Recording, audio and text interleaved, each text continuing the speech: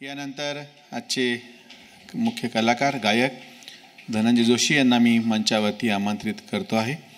ज्या फुलंब्रीकरांच्या नावानं आपण हा महोत्सव घेतो आहोत त्यांचं जे वैशिष्ट्य आहे ती नाट्यगीतं अतिशय सुंदर पद्धतीनं जे सादर करतात. केवळ देशातच नव्हे परदेशातही संगीत नाटकांच्या माध्यमातून असो किंवा मैफिलीच्या माध्यमातून असो ज्यांनी सातत्यानं आपल्या शास्त्रीय गायनासोबतच नाट्यगीतांचे अतिशय सुंदर असे प्रयोग केलेले असे गायक सूरमणी धनंजय जोशी. टाळ्यांच्या कडकडाट आपण पंडितजींचं स्वागत करूयात. प्रेम चव्हाण यांना विनंती करतो की त्यांनी सूरमणी धनंजय जोशी यांचं स्वागत करावं. विजय पांडे यांना विनंती त्यांनी संवादिनी वादक शांतीभूषण देशपांडे चाठणकर यांचं स्वागत करावं.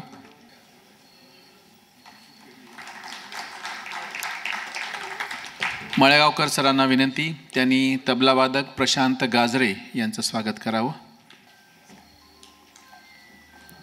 तसंच गणेश कुलकर्णी सरांना विनंती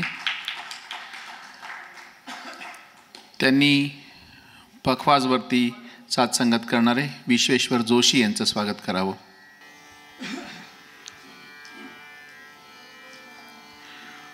सूरमणी धनंजय जोशी पंडित अजय पोहनकर यांचे शिष्य आहेत आणि मी जसं सांगितलं ख्यालासोबतच नाट्यगीतांचं अतिशय सुंदर पद्धतीनं सादरीकरण ते करतात. त्यांना आज समाधिनीवरती साथसंगत करतायत शांतीभूषण देशपांडे चाठणकर, सुप्रसिद्ध हार्मोनियम वादक पंडित आप्पा जळगावकर यांचे ते शिष्य आहेत आणि आप्पांच्या स्मृतिप्रित्यर्थ येत्या 30-31 जानेवारीला जालना हे जे आप्पांचं मूळ गाव आहे त्या ठिकाणी संगीत महोत्सव पण होणार आहे. तबल्यावरती आहेत प्रशांत गाजरे, पद्मश्री तालमणी सुरेश तळवळकरांचे ते शिष्य आहेत आणि मागच्याही वर्षी आपण त्यांना या ठिकाणी आमंत्रित केलेलं होतं. पखावजवरती साथसंगत करतायत विश्वेश्वर जोशी आणि मी आठवण रसिकांना मागच्या वर्षीची करून देतो. शौनक अभिषेकी यांनी जेव्हा अभंग सुरू केला आणि त्याला ज्या पद्धतीनं सुंदर अशी साथ दिल्या गेलेली होती विश्वेश्वर जोशी यांच्याकडून, स्वतः पंडितजींनी तर त्यांची तारीफ केलीच, रसिकांनी पण त्यांच्या पखावजला मृदुंगाला अतिशय छान असं प्रतिसाद दिला. तुमच्यामध्ये आणि कलाकारांमध्ये मी फारसा वेळ घेणार नाही कारण की आपल्याला वेळेचं बंधन आहे. त्याच्यामुळे कुठली औपचारिकता न ठेवता मी सूरमणी पंडित धनंजय जोशी यांना विनंती करतो की त्यांनी त्यांची कला आमच्यासमोर सादर करावी. नमस्कार. खरं तर आजचा विषय फार छान आहे, नाट्यसंगीत. स्वतः संगीत नाटकात काम केल्यामुळं तो त्या दृष्टीने विचार करतो की नाट्यसंगीत किती छान असतं. आणि आजचा आता दिवस असा आहे, आज खरं तर सवाई गंधर्वांचं पुण्यस्मरण आहे. ही राम मराठ्यांची जन्मशताब्दी आहे, विद्याधर गोखल्यांची जन्मशताब्दी होऊन गेलेली आहे, कुमारजींची जन्मशताब्दी आहे, व्यासबुवांची जन्मशताब्दी आहे. एवढे सगळे योग एकत्र आले आणि त्यामध्ये हा खरं तर श्रीकांतजींचे आभार की अशावेळी हा नाट्यसंगीताचा प्रोग्राम इथे होतोय. सर्वांचे धन्यवाद. आज खरं तर विश्वनाथ आमचा मित्र बसलेला आहे इथे, विश्वनाथ आहे, धनंजयजी आहेत जळगावकर, श्रीकांत स्वतः आहेत समोर, माझा भाऊ आहे पंकज लाटकर, आमचे मुळावेकर साहेब आहेत, आमचे भोकरीकर साहेब आज इथे गाणं ऐकायला आले. भोकरीकर साहेब या समोर यास.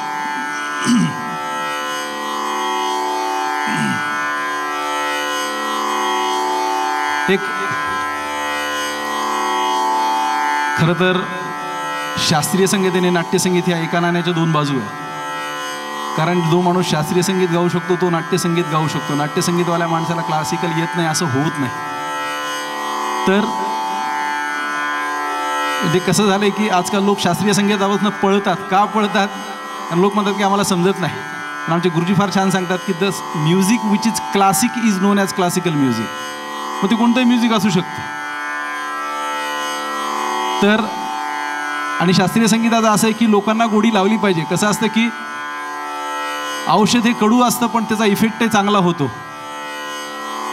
तर त्या दृष्टीने एक सुरुवातीला एक 10 ते 15 मिनटं एक बंदिश गातो आणि त्यानंतर मग नाट्यसंगीत 20-20 मॅच खेळूया. कारण कमी वेळात एक 5-7 छान नाट्यगीतं ऐकवण्याचा प्रयत्न करेन. राग मारू बिया.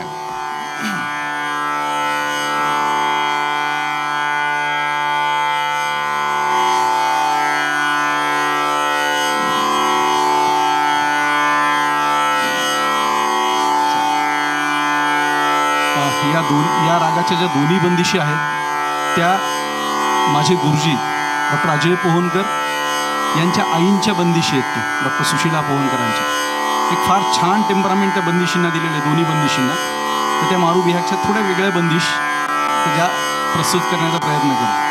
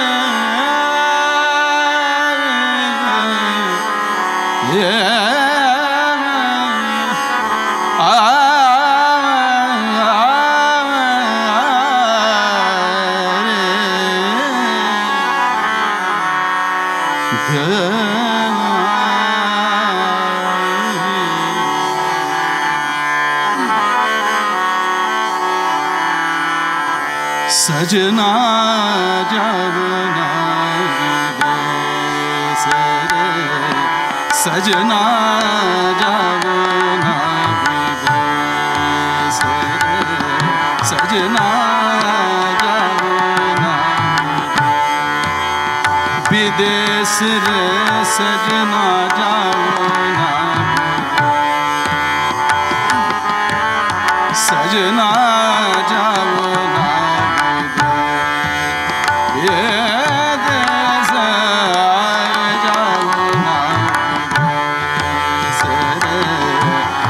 सजना जाओ ना विदेश रे कैसे रहूं तोरे बिन सुना लागे नाम सजना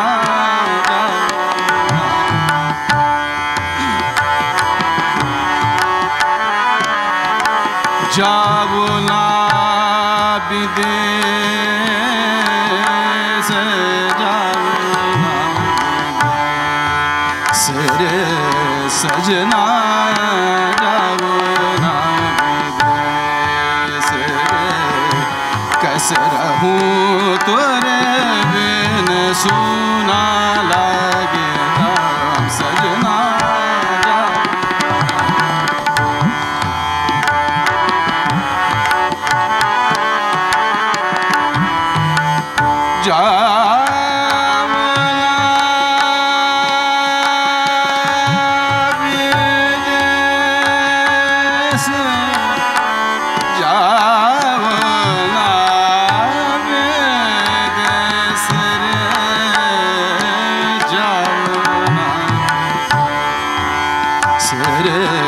सजना जाओ ना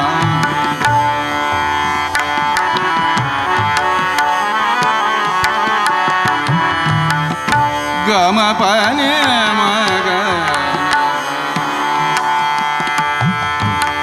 गम पसने पने पद म पग गने मग प मग सजना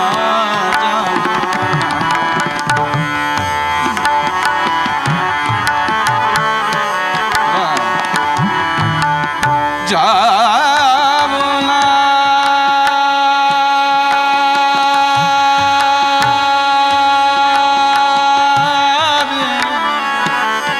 जाओ ना विदेश सजना जाओ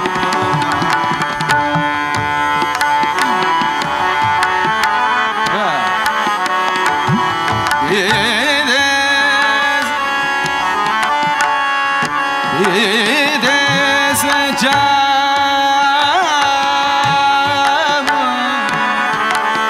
जाओ ना विदेश सजना जाओ ना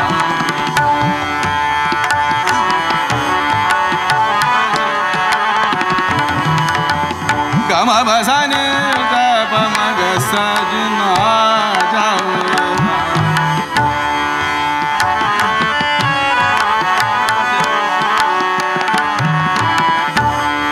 पमा बगा मा बसाने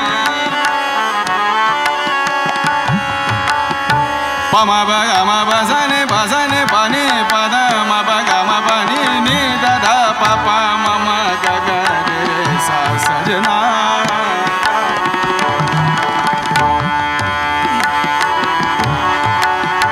काय होता है म्हणजे आम्ही असं बऱ्याच वेळेस म्हणतो की आता सगळी तुम्ही शास्त्रीय संगीतातले जाणकार लोक आहेत की स्वरांचा एक स्वतःचा फील असतो पमा गमा पद द पमा प हे पाठ करू शकतं माणूस पमा गमा पद ग द ग पम सा ग म प सजना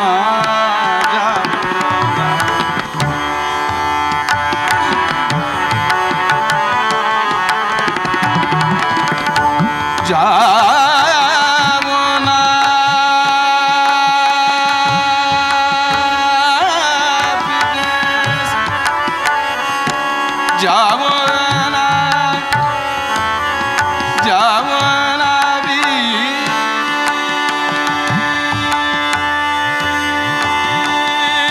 विदेश जाओ ना विदेश जाओ ना सजना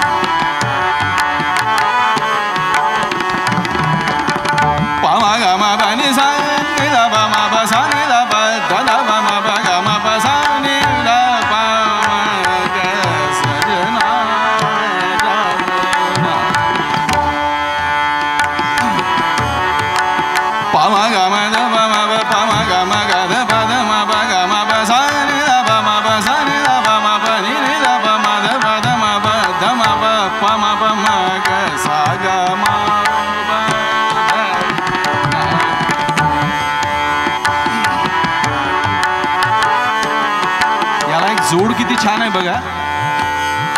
माने ना जिय राम मुरारे, माने ना जिय राम मुरारे, माने ना जिय राम.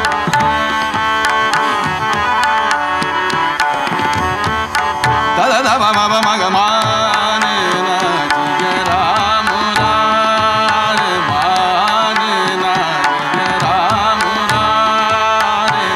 बिन श्याम सलोने देखे नैनन, माने ना जिय राम मुरारे, पम मद पद मप दद पम पम ग माने ना जिय राम मुरारे, माने ना जिय राम मुरारे. नि नि द पम पम ग म ग रे ध माने ना जिय राम मुरारे, माने ना जिय राम मुरारे. बिन श्याम सलोने देखे नैनन, माने ना जिय राम.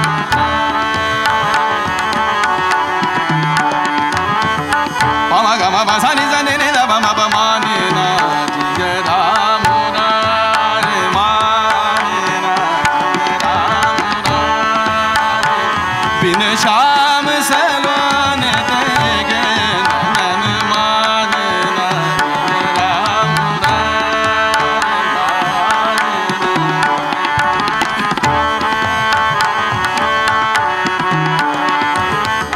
पम मद पद मप दद पम प माने ना जिय राम मुरारे, माने ना जिय राम मुरारे. बिन श्याम सलोने देखे नैनन, माने ना जिय राम मुरारे.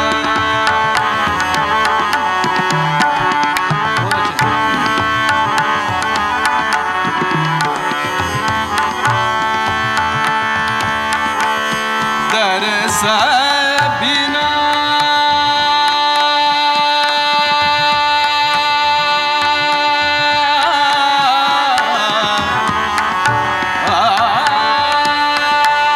दरस बिना मोहे, दरस बिना मोहे निंदिया न आए.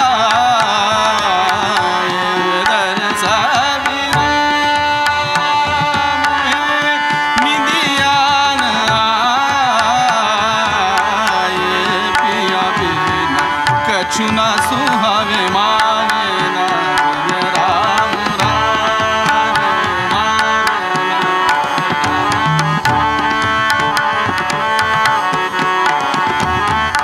नि ध नि ध नि नि ध प म प म ग म ग रे ध माने ना जिय राम मुरारे, माने ना जिय राम मुरारे. पम पम मद पद मप. एक फार कमी काळ व्यासबुवांकडे मला शिकण्याची थोडी संधी मिळाली. ते काय काम करायचं बघा, की हे शेवटी परमुटेशन कॉम्बिनेशन हे सगळं जे आहे. त्यामुळेच कधी कधी म्हणतात ना, की ज्या माणसाचं मॅथ्स चांगलं त्या माणसाचं गाणं चांगलं. म्हणजे ज्या माणसाला 2.5 आणि 1.5 4 कळतं, 2 2 4 सगळे सांगतात, 2.5 आणि 1.5 4 कळतं, त्या माणसाला गाणं चांगलं येतं. पम प मद पम प मद पद मप ग ध पद मप ग म पद पद म प म ग रे सा, माने ना जिय राम मुरारे. ग ग रे धा नि धा ग रे धा नि धा ग ग रे धा नि धा धा ग रे धा नि धा नि नि सा ग रे धा नि सा ग रे धा नि सा सा म ग ग रे धा नि सा सा प म प ग म प द ध प म प ग म प सा नि ध प ध नि ध प ध ध ध प म प, माने ना जिय राम.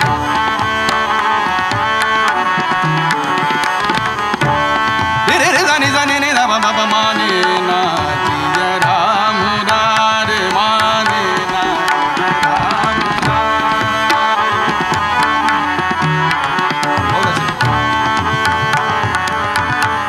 दरस बिना मोहे, दरस बिना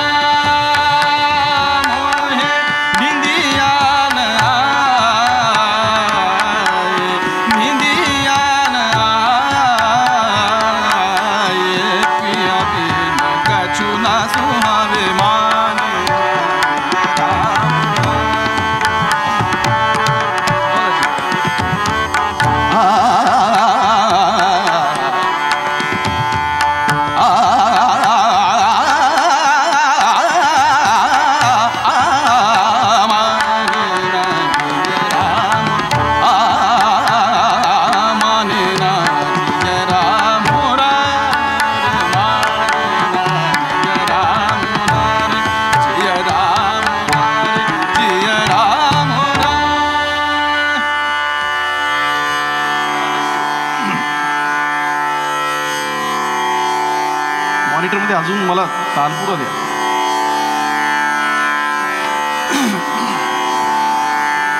थोडं म्हणजे ज्या नाटकाशी माझा संबंध आला आणि खरं तर संगीत नाटकांचे मला जो अभ्यास केला त्याप्रमाणे वाटतं की 2 भाग आहेत. एक गंधर्वयुगीन नाट्यसंगीत आणि दुसरं जे अभिषेकी बुवांनी निर्माण केलं ते भावसंगीत, भावनाट्यसंगीत ज्याला म्हणू आपण.